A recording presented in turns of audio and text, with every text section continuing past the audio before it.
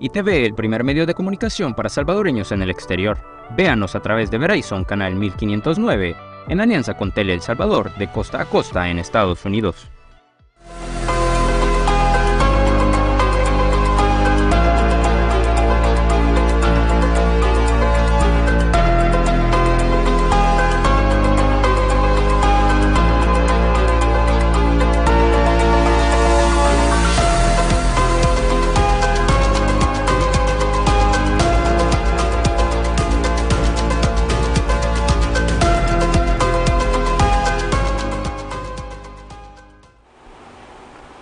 Un gusto saludarles. Estamos en ITV El Salvador en su programa De Cerca. Soy Luis Alberto López y ahora vamos a hablar sobre un importante tema y es la propuesta de reducción del número de municipios o municipalidades aquí en El Salvador. Por eso hemos invitado al doctor Pedro Ticas, él es antropólogo e investigador. Un gusto saludarle, gracias por estar en la entrevista. Buenos días, muy amable por la invitación. Bien, vamos a hablar precisamente sobre eso.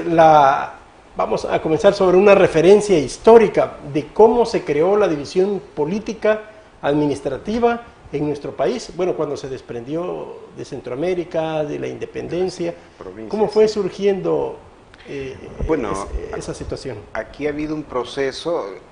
Primero debemos señalar la importancia de la unión de distintas provincias en Centroamérica, tanto así que en efecto se llamaban las Provincias Unidas de Centroamérica, pertenecientes al Reino de Guatemala.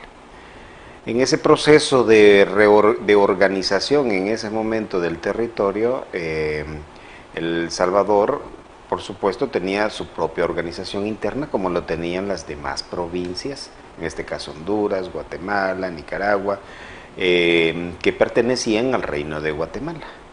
Eso significó entonces un proceso de organización territorial que tuvo que ver con la capacidad administrativa en ese entonces, organización del nuevo Estado, es decir, lo que conocemos como estados modernos. Y los procesos entonces de organización, ya para 1821 más o menos, en el caso de El Salvador, nos dieron como resultado la organización dos grandes provincias, es decir, internas. En este caso, la provincia de Sonsonate y la provincia de San Salvador. A Sonsonate pertenecía lo que hoy conocemos como Santa Ana y Aguachapán. Es bien, y el país estaba dividido en dos partes. Y esto significó entonces que el país tuviera acceso a formas propias de organización del Estado de ese entonces, en el que básicamente tenía como propósito el comercio, ¿verdad? Es decir, con el aparecimiento del añil como un instrumento, como un recurso económico importante para la producción económica del país, esta división económica permitió también la división político-administrativa.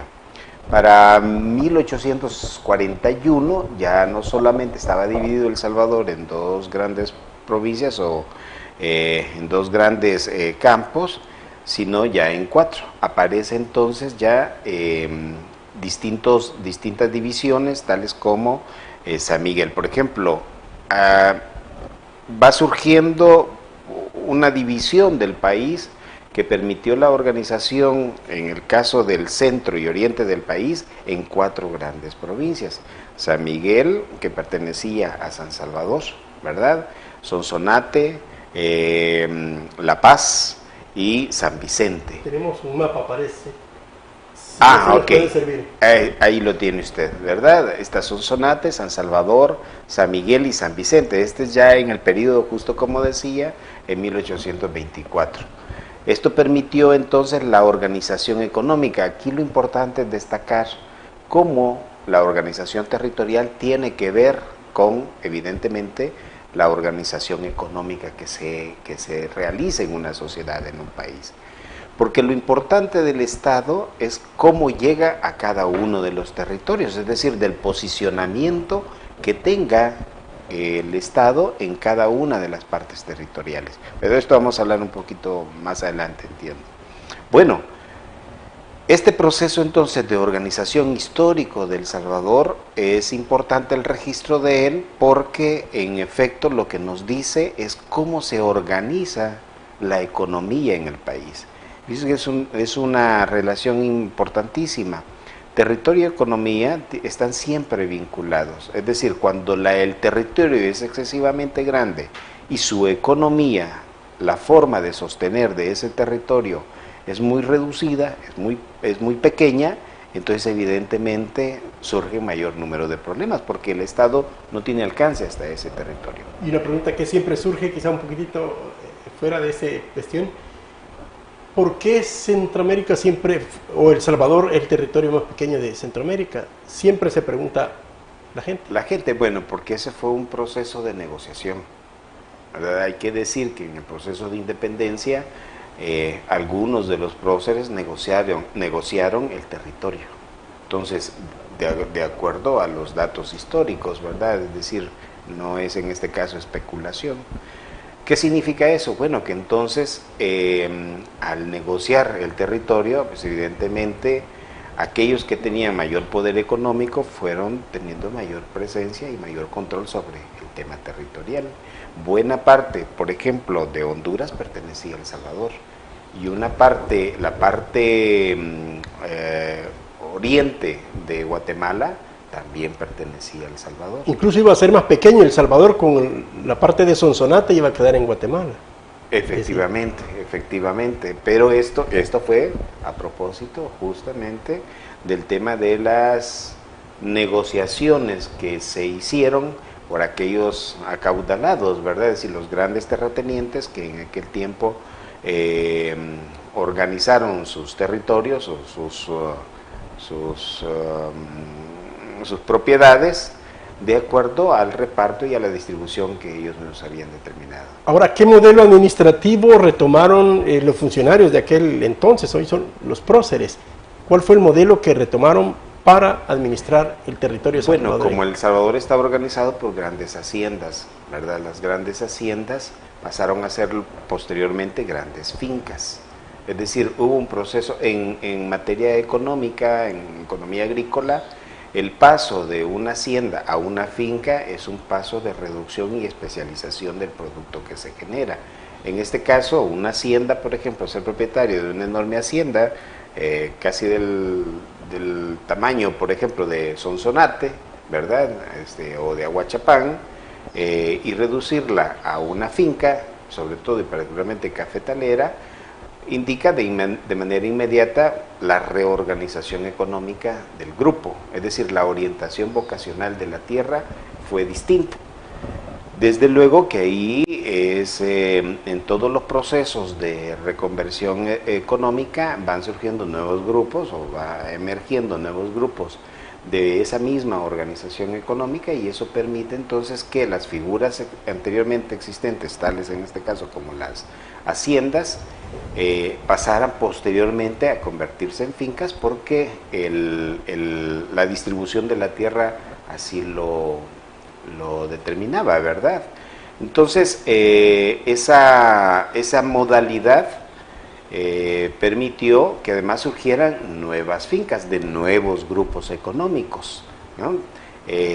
Porque eso significa, desde luego, también una inversión, ¿no? Y ahí donde se iba generando delimitando más los departamentos, municipios. Sí, lo que pasa es que esta organización, sí, como la organización político-administrativa depende de la economía que se produzca, que el modelo económico que se genere o que exista en esa sociedad, llevó a que obviamente los intereses de la administración estuvieran vinculados con los intereses económicos. Entonces, la división de los departamentos, que fue en su primer momento una división imaginaria, porque no había una división político-administrativa específica, delimitada en cuanto a formas, en cuanto a figuras, en cuanto a extensión territorial. Esto fue más bien producto de la organización económica de las haciendas, es decir, hasta dónde alcanzaban las haciendas, y si usted ve todavía, por ejemplo, se utiliza esa figura, ¿no? Del mojón 2 cuadras arriba, o como lo hacen en Nicaragua, ¿no? Es decir, el mojón es la referencia, porque la organización, porque la distribución de la tierra lo permitió de esa manera. Ya. Vamos a ver otro mapa. ¿Qué nos puede dar referencia? Sí, esto data para 1864, si no mal recuerdo, más o menos, en la que ya hubo distintas formas de organización, aparecen nuevos departamentos o nuevas líneas de división, ni siquiera creo yo departamentos, eran pequeños pequeños territorios, ¿verdad?, divididos, decía yo, de acuerdo a los intereses nuevamente y a la organización económica del país. Es decir, la producción de pasar de la producción del añil a ser cafetaleros implicó una reorganización del territorio, porque las fincas, desde luego, tenía que ver, es decir, hasta dónde un propietario de una finca, un finquero, era dueño de esa tierra. Y obviamente eso permitió condujo a que se demarcaran los territorios, ¿no? Básicamente ese era lo que determinaba el tipo de producción que había en cada zona para ir delimitando cada uno de los... Efectivamente. Y la propiedad, ¿verdad? De cuánto... debemos recordar que el proceso de apropiación de la tierra en El Salvador, como ha sucedido casi en todos los países, ¿verdad?, en el mundo, ha sido en realidad por expropiaciones o por apoderamiento de las tierras, ¿no?, de los grupos. Acá en 1876 con Saldívar se rompe con el esquema ejidatario, es decir, que es un esquema, un modelo, un modo de producción indígena tradicional, ¿verdad?, en el que todos gozan de la producción del producto de esa tierra. Pero Saldívar, por decreto, establece o rompe con los ejidos y desaparecen los ejidos como tal. Entonces la propiedad ejidataria, la propiedad comunal, desaparece. Y la pregunta es, ¿a quién le quedaron esas tierras?, ¿no? Es decir, ¿quién se apodera, quién se adueña de esas tierras? Evidentemente, los grandes finqueros se apoderan de las mejores tierras y despojan a los grupos indígenas, a los grupos campesinos, ¿verdad?, es decir, a las dos culturas, y los sacan del territorio para que ellos puedan apropiarse y producir esa tierra. Ahora, ¿cómo es que llegamos entonces a la fecha a tener 14 departamentos, 262 municipios? Incluso se habla del departamento 15, que es, aunque no es territorio, pero sí hay presencia salvadoreña, en el exterior. Entonces, ¿cómo llegamos a 14 departamentos y 262 municipios? Sí, bueno, mi opinión, ¿verdad?, históricamente se debe a esto que decía anteriormente, es decir, a cómo se va organizando de acuerdo a la propiedad, al usufructo de la propiedad, sobre todo particularmente en materia agrícola, la división político-administrativa. Y esa es la parte histórica. Y mi posición es que en realidad, o yo creo en realidad, que esto se debe al surgimiento de nuevas formas de capital en el país, ¿no? Esto es lo que produjo, en mi opinión, la posibilidad de industrializar un área, un sector de la producción agrícola a finales de los años 40, principio de los 50 en el país. Se fue creando varios intereses o varias fincas, digamos, en todo el territorio nacional, y cada quien quería dominar su espacio. Incluso vemos nombres, por ejemplo, municipios que sean Mercedes Umaña. Sí, nombres de personas propias, ¿verdad? Sí. Bueno, y aparte de santos patronos, ¿verdad?, en otros lugares, Rosario, en otros lugares. Entonces, se puede entender de que muchas de esas divisiones territoriales eran por intereses de las personas de los grupos de poder, sí, así es la historia, desafortunadamente. Para no tener mucho conflicto, dividamos, y así se fue dividiendo un montón de municipios. Efectivamente, debemos al amparo de también el analfabetismo, al amparo de una escasez, digámoslo así, o muy poca organización jurídica, económica en el país, permitió que grandes hacendados se apropiaran de una buena cantidad de territorios, de tierra, ¿verdad?, pertenecientes a grupos campesinos o grupos indígenas, y por supuesto entonces su poder, su extensión fue haciéndose más grande, y los límites, las demarcaciones entonces territoriales de cada uno de los departamentos dependió de esto, ¿verdad? Yo creo que eso es innegable, ¿no? Hay un proceso claro de la organización económica hacendaria en el país, con diferentes orientaciones, digamos, económicas, ¿verdad? Unos producían frutos, otros producían caña, otros producían maíz, otros producían algodón. Entonces, ese proceso, los años 70 en El Salvador, en el que, del 50 al 70, en el que básicamente hay una enorme concentración de la producción agrícola en el país, significa entonces que hay un poder sobre la tierra, que hay una propiedad vasta sobre la tierra de pequeños grupos, ¿verdad? Hacendados. Efectivamente, bueno, antes de pasar al siguiente tema, que va a ser en el otro bloque, saludamos a Hortensia Núñez, que nos sintoniza desde Washington, y también a Fabián Sambo, que nos sintoniza desde Holanda. Así que un saludo a nuestros amigos que están pendientes de ITV El Salvador y conociendo, por supuesto, de este importante tema para más o menos conocer la parte histórica de la conformación administrativa, política del territorio salvadoreño. Al regresar vamos a hablar sobre la actual propuesta de reducción del número de municipios, los pros y los contras sobre este tema. Ya regresamos.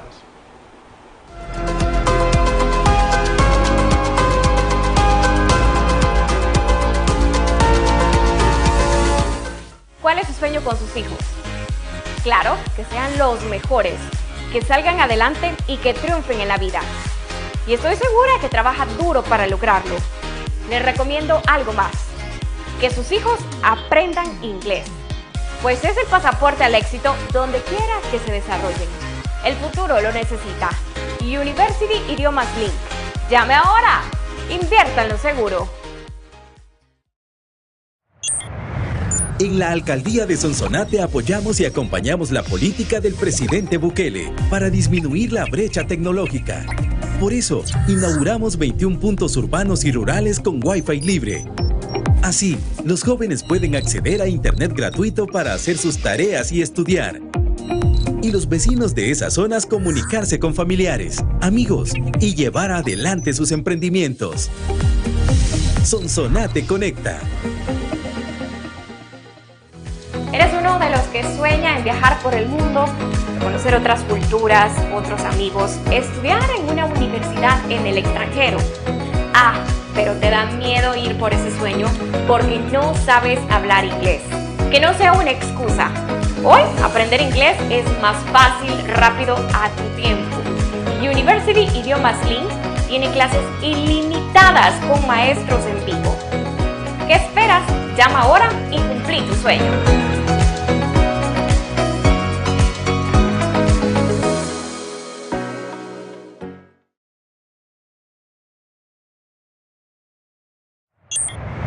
En la Alcaldía de Sonsonate apoyamos y acompañamos la política del presidente Bukele para disminuir la brecha tecnológica. Por eso, inauguramos 21 puntos urbanos y rurales con Wi-Fi libre. Así, los jóvenes pueden acceder a Internet gratuito para hacer sus tareas y estudiar. Y los vecinos de esas zonas comunicarse con familiares, amigos y llevar adelante sus emprendimientos. Sonsonate Conecta.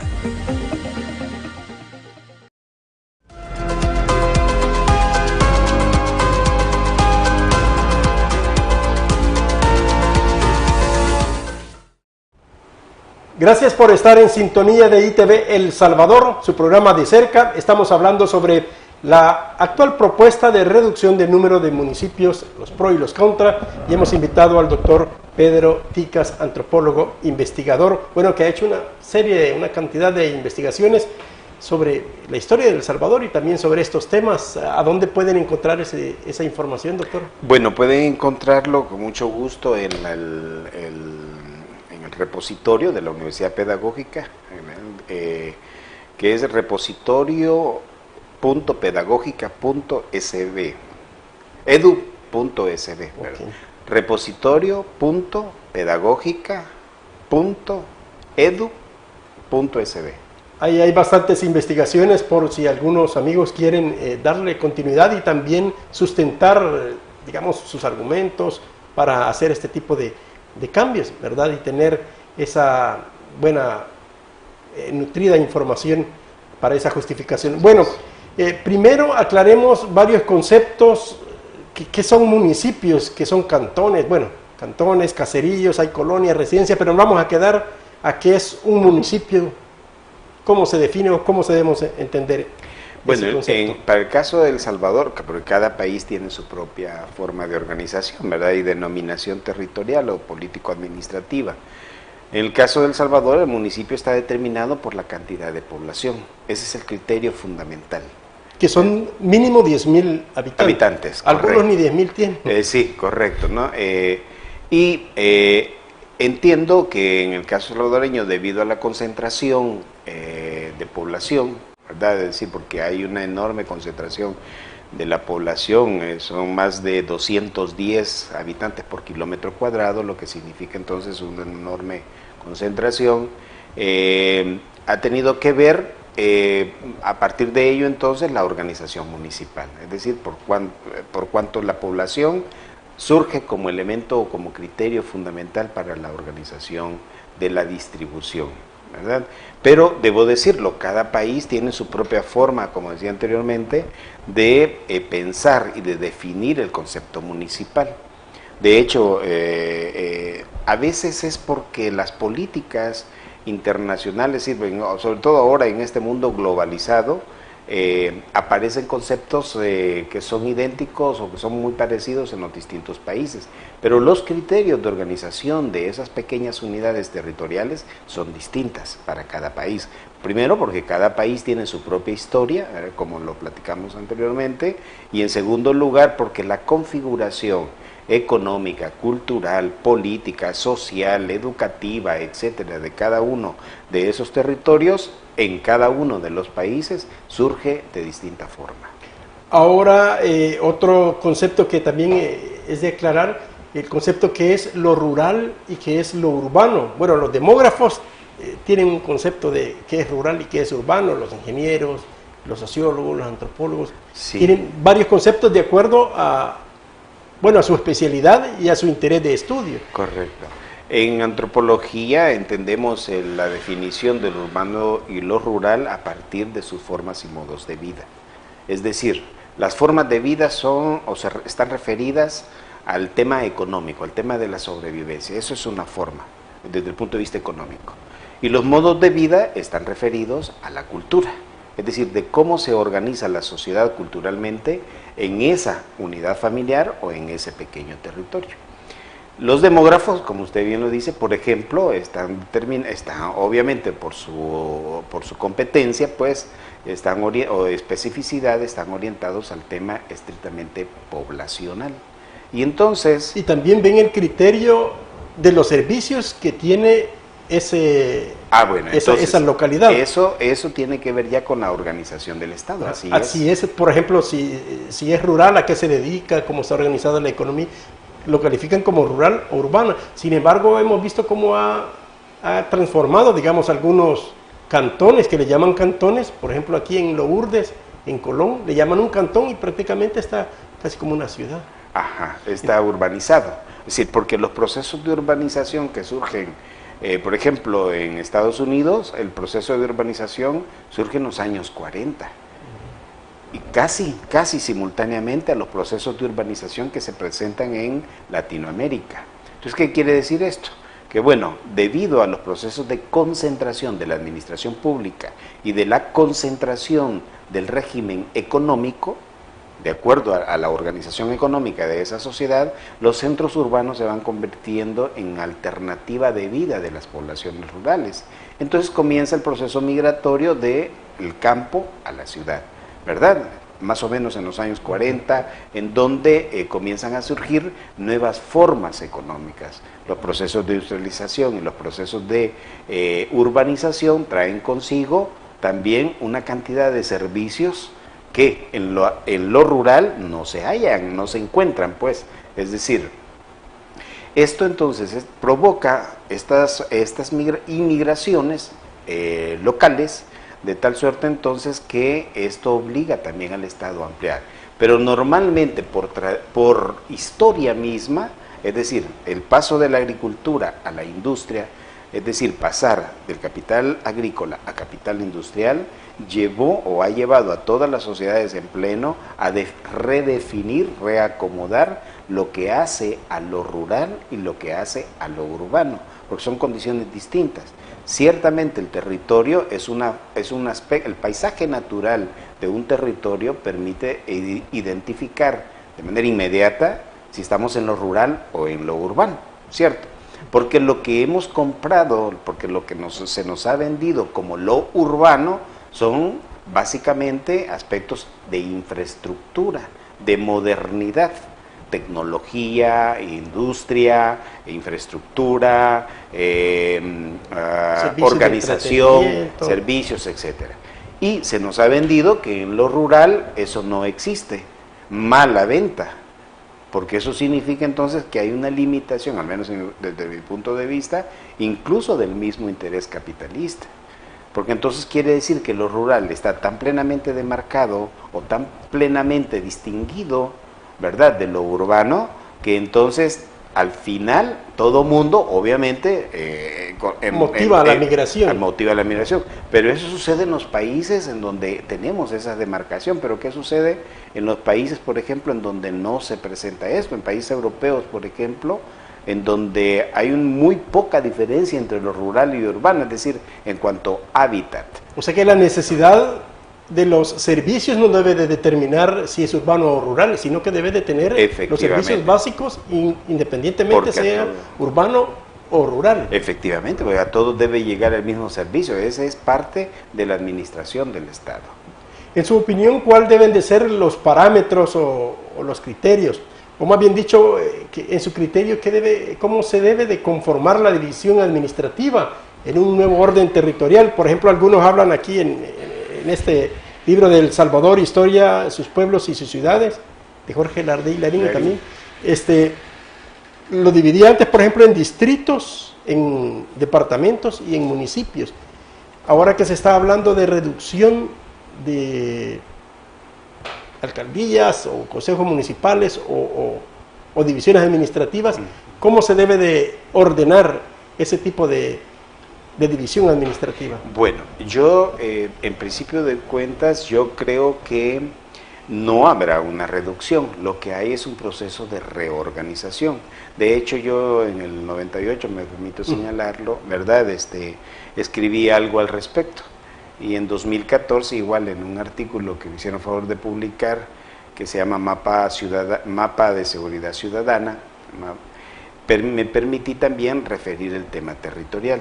Yo creo que debe haber una reorganización del Estado Nacional, porque, insisto, debemos ver en el territorio todas las formas de expresión del Estado. La expresión jurídica, la expresión política, la expresión ideológica, la expresión económica, los servicios, es decir, todo eso debe llegar a cada uno de las localidades o de los rincones, como dicen, ¿verdad?, del país. En tanto el Estado no está presente en el territorio, el Estado está absorto del territorio. Es decir, es como que si fuesen dos cosas distintas. Y el Estado tiene por obligación, sobre todo ahora desde el concepto de los estados modernos, tiene por obligación llegar al territorio, llegar a la más pequeña unidad territorial. Entonces creo yo de que las denominaciones en el sentido de cómo se llamen, pues si pasan a ser distritos, si pasan a ser localidades, si pasan a ser o si quedan siempre con el nombre de municipios, eso creo yo que no es sustancial. O provincias. O provincias, ¿verdad? Lo sustancial es, me parece a mí, y yo coincido plenamente con ello, es que debe haber una reorganización, porque no podemos llegar, o no debemos llegar, o vivir, o pasar este siglo XXI sin reorganizar el país. Porque el país no, está claro que históricamente no ha podido dar abasto a todas las necesidades de la población. Entonces la administración, la organización administrativa del Estado es una cosa y la organización económica del Estado es otra. Ahora me parece a mí que con una posible reorganización, justo y como lo he sostenido desde el 98, creo que el Estado podrá tener la capacidad de llegar a las pequeñas unidades territoriales, que ciertamente han pasado o están pasando por un proceso de lo que yo llamo reconversión, es decir, la población necesita ir de la mano, eso es importante, ¿verdad? Necesita ir de la mano con su proceso de reconfiguración. La reconversión es pasar de una figura administrativa territorial a una figura cultural específica. Y en el caso de El Salvador, al menos en mi opinión, ese proceso puede llevarse a cabo con más facilidad que en otros países, por ejemplo. Algunas personas pueden decir, digamos, un criterio como usted dice es que los servicios del Estado lleguen hasta el último rincón, ¿verdad? Para tener... Pues, así es. Algunos pueden decir, bueno, hoy que estamos... que tenemos varios municipios, a veces cuesta que lleguen esos servicios a mi caserío, qué sé yo, a mi cantón, a mi colonia. ¿No será más difícil cuando ese municipio, o sea, se descentralice o se concentre más en otro tipo de administración? ¿No será más difícil? No, yo creo que no, porque todo dependerá de los servicios que el Estado pueda proveer. No importa la figura. Hoy se llaman alcaldías, pero puede ser que aquí a... Gerencias. Sí, puede ser una gerencia, puede ser una oficina, es decir, no importa el nombre, la figura que se utilice. Lo importante es que el servicio se genere, eso es lo importante. O sea, la burocracia también, el hecho de tener tantas alcaldías autónomas, la autonomía de las municipalidades, también eso limita que el servicio llegue hasta la localidad, digamos, y esto puede ayudar el hecho de que se concentre o se administre, digamos, en una oficina más grande, es reducir esa burocracia. Sí, yo creo que sí, porque el tema de las autonomías hasta el momento, al menos en mi lectura, es un tema todavía de orden territorial administrativo, y yo no creo que así sea. Es decir, las autonomías no tienen que ver ni siquiera desde el punto de vista histórico o desde el punto de vista etimológico, ¿verdad? Ni siquiera tienen que ver únicamente con el asunto territorial. El territorio es una condición circunstancial para una persona. El territorio no es lo que define, en todo caso, el proyecto de vida de una persona. La persona se halla en el territorio. Por supuesto que defiende su propio territorio, pero no es lo que determina su proyecto de vida, porque entonces estaríamos cayendo en determinismos sociales que muy poco contribuirían a la transformación de las mismas sociedades.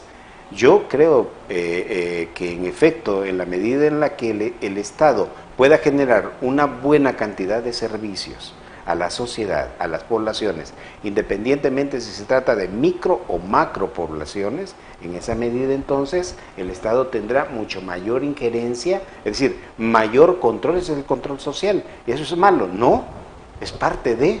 Es parte de todo Estado. Entonces tendrá mucho más capacidad de llegar directamente a las personas. Y esto lo quiero unir con lo siguiente. Normalmente se habla de la institucionalidad.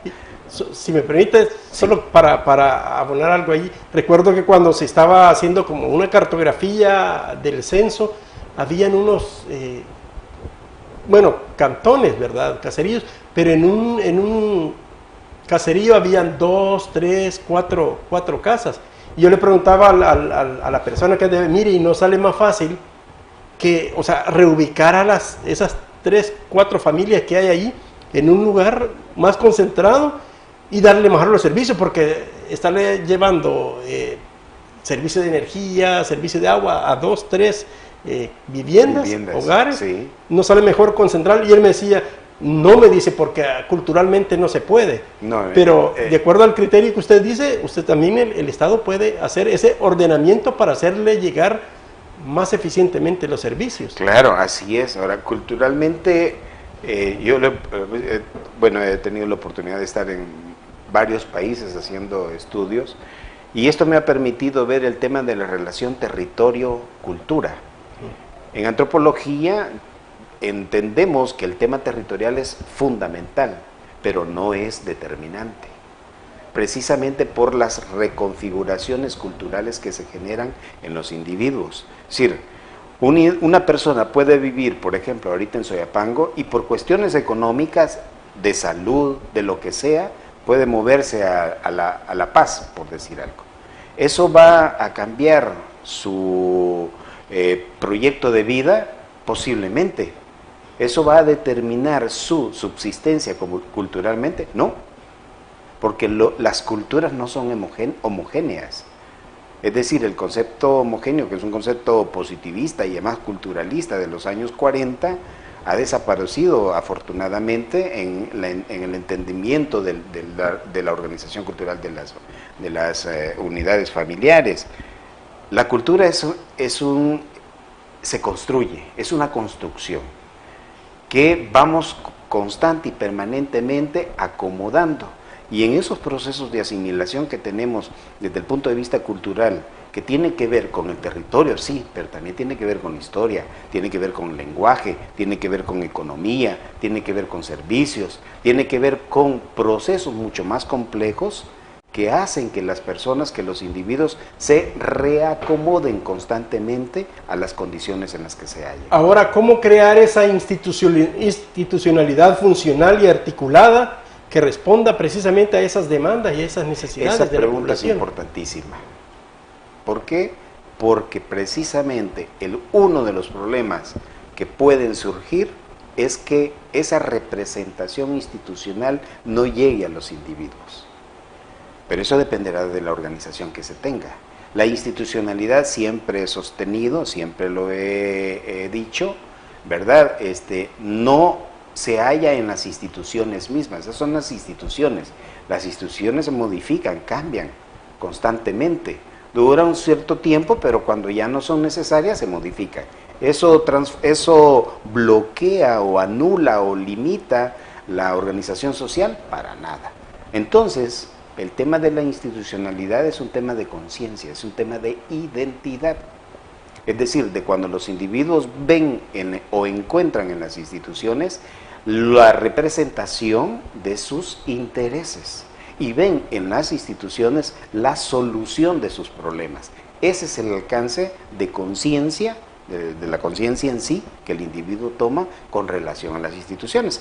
Entonces, en la medida en la que una persona ve o encuentra en esas instituciones la debida respuesta a sus necesidades, en esa medida entonces alcanza niveles de institucionalidad mucho más logrados. Es decir, con mucho mayor nivel de intervínculo cultural, social, económico, etc. Y ve en el Estado la representación de sus intereses. Es decir, digamos, una población, por decir algo, en Panchimalco, Rosario de Mora, toda esa zona de ahí, si ve una respuesta a una necesidad, por ejemplo, del servicio de agua, del servicio de energía eléctrica, de sus obras públicas, de salud, de educación, no hay necesidad de movilizarse, digamos, a otros lugares, porque ahí tienen la respuesta de sus necesidades. Así es.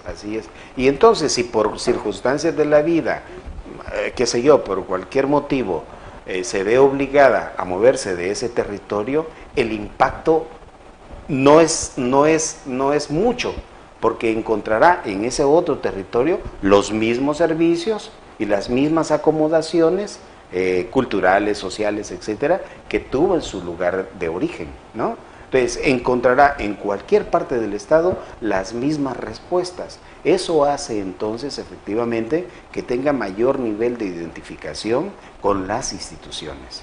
Okay. Bueno, vamos a hacer una nueva pausa. Al regresar vamos a hablar sobre el valor sociológico, antropológico, identitario de cada municipio. También qué importante es tomar en cuenta esa situación. Ya regresamos.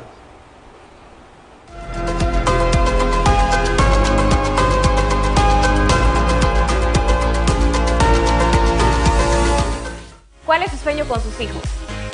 Claro, que sean los mejores, que salgan adelante y que triunfen en la vida.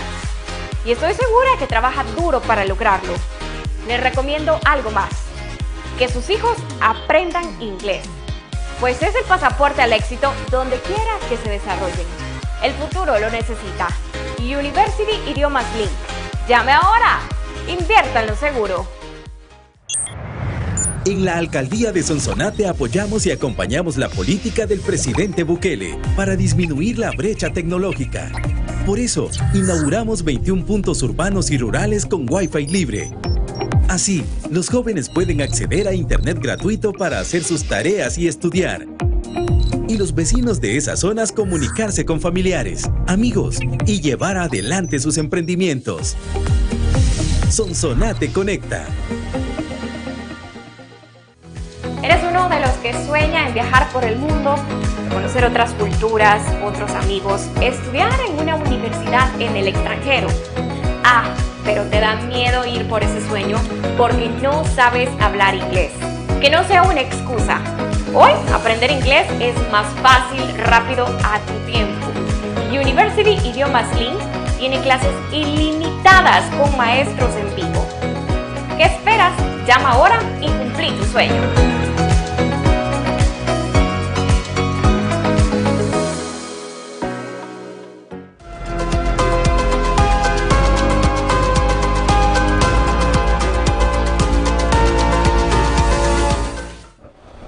Gracias por estar en sintonía de ITV El Salvador, su programa de cerca. Estamos hablando sobre las propuestas de reducción de municipios y la reorganización en el territorio salvadoreño.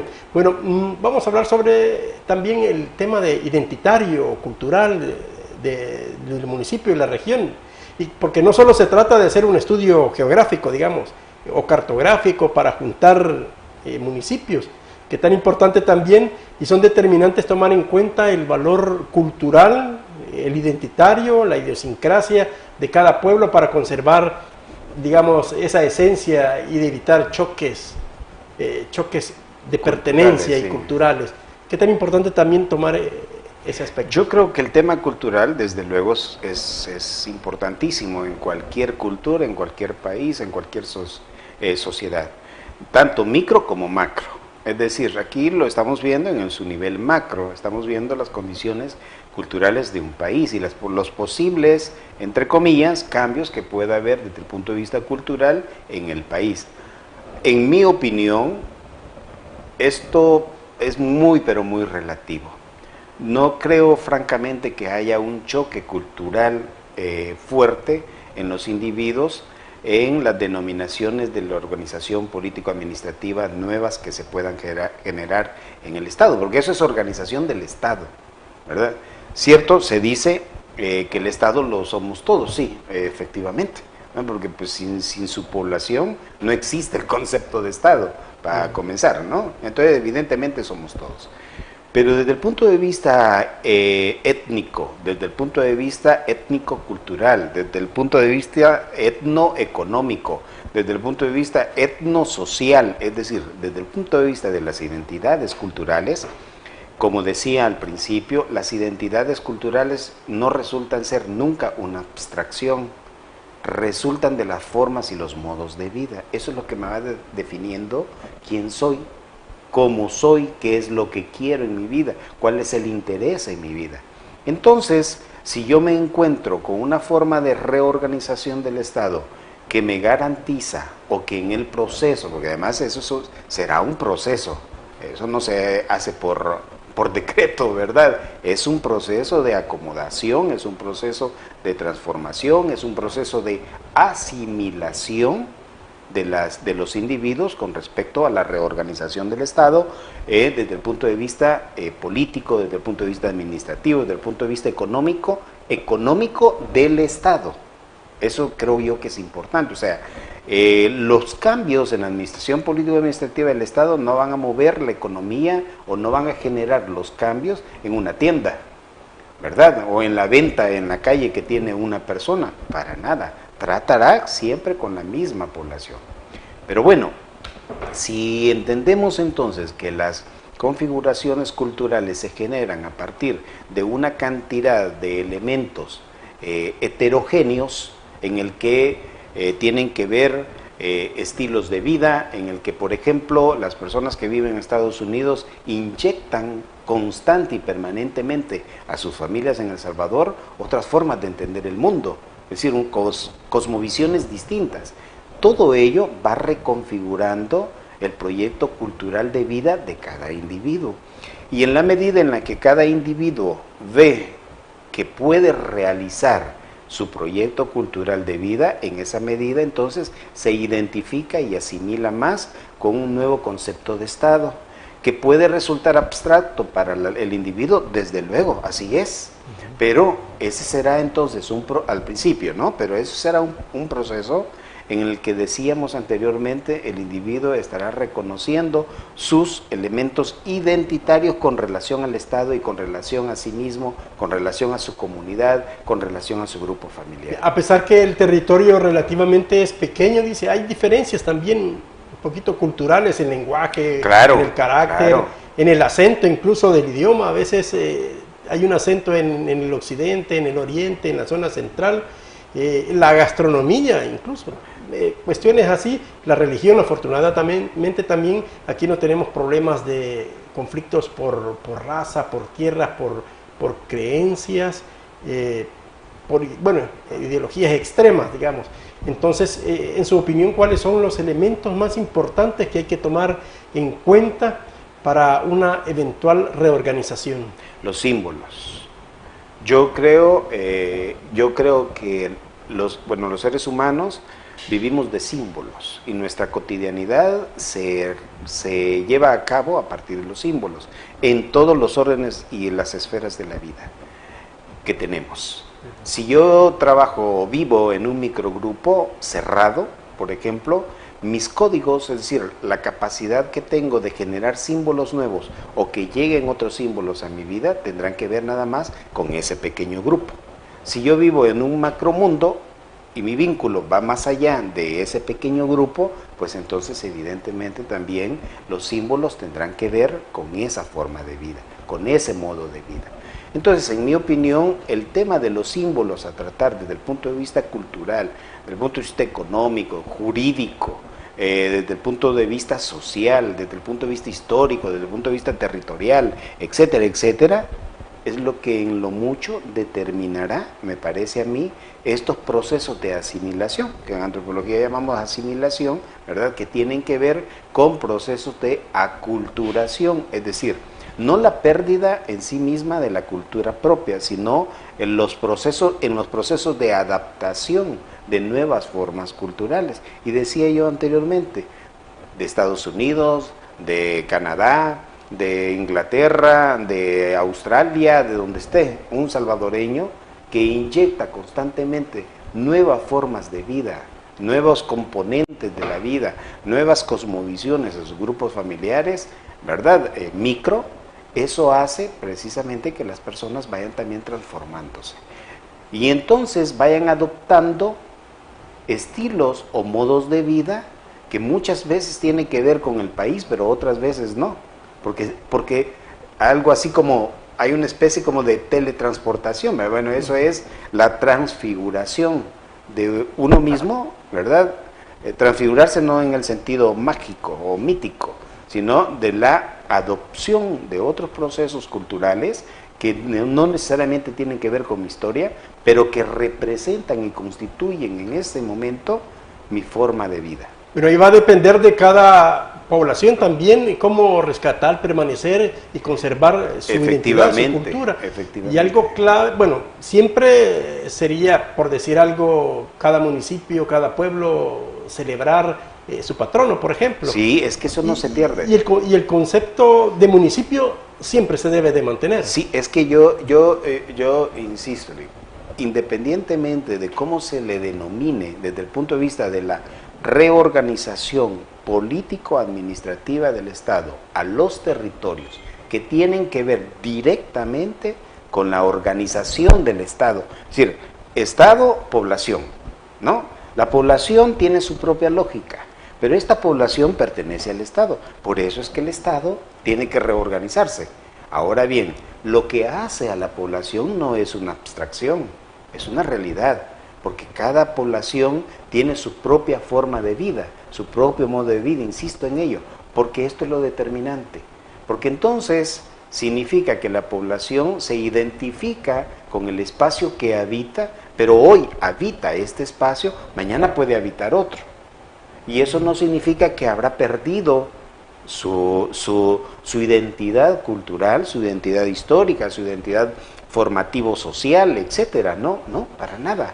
Ahora, esto es importante también verlo desde el punto de vista, bueno, más amplio, administrativo, organizacional, estratégico, digamos, de país, y no solo desde el punto de vista político, electoral, porque ese solo es eventualmente, sino que es bueno, lo otro es el tema de la organización o reorganización de la administración política partidaria del Estado. Es decir, el tema electoral es un tema de partido, ¿verdad?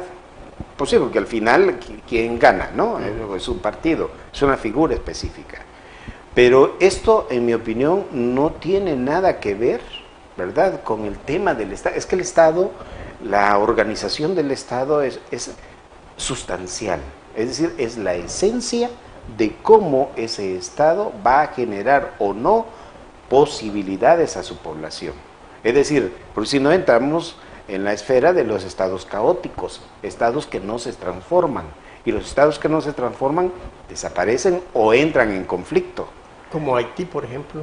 Por ejemplo, ¿no? O como en los mismos Europa del Este, ¿verdad? Es decir, es una constante, es una permanencia en conflictos porque efectivamente la organización del Estado no ha permitido que la población, tener ese vínculo con la población. Y a diferencia de cómo surgió la distribución territorial en El Salvador, después de la independencia, que ya no va a ser por intereses de grupos, sino que por intereses del Estado. Del Estado, efectivamente. Es cuando el Estado llega al territorio. Y es que, y qué bueno que lo señala, porque en efecto, todavía hoy, en siglo XXI, tenemos una enorme cantidad de estados, no solo en el caso de El Salvador, que no han logrado llegar a cada unidad territorial, a cada metro de cada territorio.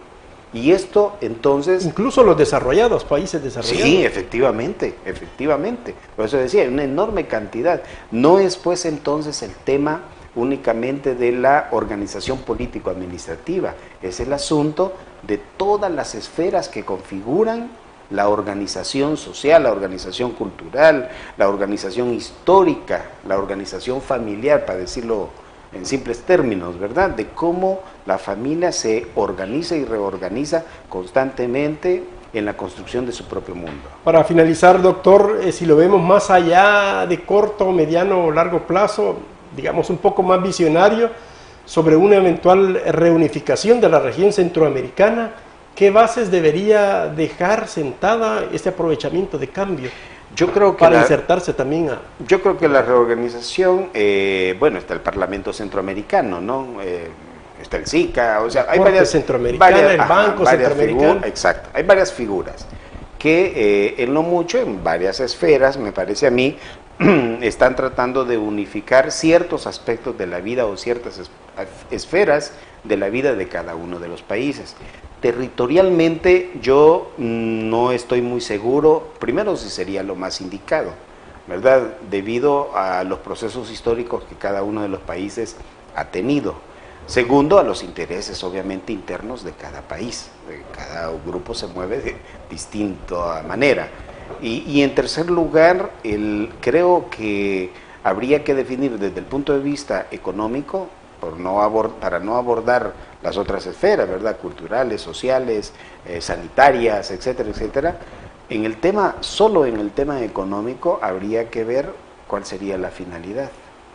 Es decir, estamos refiriéndonos a un remodelaje económico para el consumo, porque entonces si lo vemos en términos de consumo, tiene sentido por la cantidad de población que podría significar en términos del mercado, en términos del comercio, a las grandes producciones, ¿verdad? A las enormes producciones internacionales. Pero si lo vemos desde el punto de vista de la organización y administración del Estado, entonces sí creo yo que habría que trabajarlo mucho más porque evidentemente la historia nos ha demostrado, y está frente a la realidad, ¿verdad? Es un hecho, pues, que cada grupo económico ha tenido un interés distinto y un proceso de incorporación al capital mundial, al capital internacional, de distinta forma. Por tanto, entonces, la integración centroamericana a mí me parece que es viable en ciertas esferas, en ciertos puntos, en ciertos componentes de la vida internacional, de la economía, del tema de salud. Hoy lo vimos con el tema de la pandemia, ¿verdad? Es decir, de cómo se agruparon y cómo respondieron de manera colectiva una buena cantidad de países. Bueno, entonces en el tema sanitario ya está visto entonces que a lo mejor sí es posible unificar varios criterios y varias formas de atención, ¿no? De cooperación, de qué sé yo, ¿no? Pero en las otras esferas creo que es necesario, y quizás va a tomar un buen de tiempo todavía, que pueda convenirse, ¿verdad?, lo que es bueno para todos. Bien, muchas gracias. Así hemos llegado al final de este programa de ITV El Salvador. La invitación es que, bueno, en una próxima también comparta este programa para que otros salvadoreños puedan conocer cómo está El Salvador y los temas que también se están abordando de coyuntura en nuestro país. Gracias, doctor. Nos esperamos en una próxima. Muchas gracias, muy amable. Saludos y los esperamos en ITV El Salvador.